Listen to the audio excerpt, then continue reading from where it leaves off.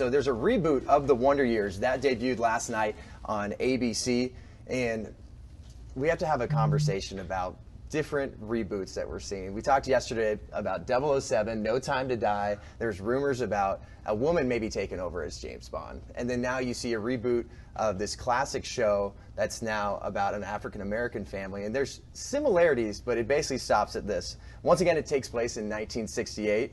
You got a 12-year-old boy who's got a nerdy friend, and there's a love interest. But it seems like we have to have the conversation of, what if there was a reboot of Fresh Prince of Bel-Air?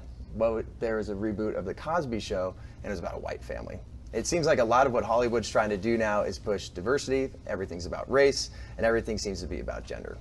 And they're using everything for, we talked about this a little bit earlier, but they're taking the popularity of those shows and then just switching it for a diversifying agenda. And it's so frustrating because I feel like it already is, diverse, and they're adding princesses, or they're adding, all these different diversities.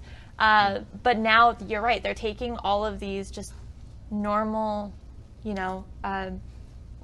shows with white people or Caucasians, and now they're turning it into that. And so I feel like we're just getting washed out. Yeah, and no doubt this is going to be an important story they're trying to tell. But it seems like you can take another story, another show, and create it about this time and share the story of an African-American family. So, Anthony, what do you think about stuff like this when you see a reboot of a classic show like Wonder Years? Why are you asking me? Because I'm just kidding.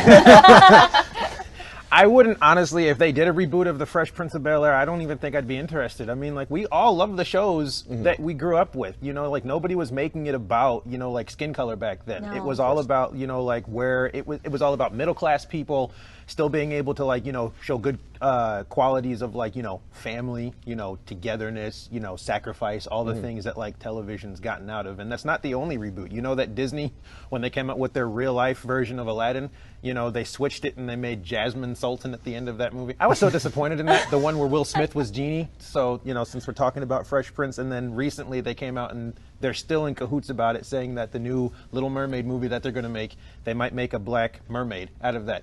And speaking from somebody that grew up in that world, I was like, ain't no black woman worth her salt going to be messing up her weave and her tracks, like even foreshadowed or seen in water. So I agree with everybody else here. Like, Hollywood is literally trying to, like, reset the stage and entertainment, and it's, like, plummeting and it's not working anymore. So yeah.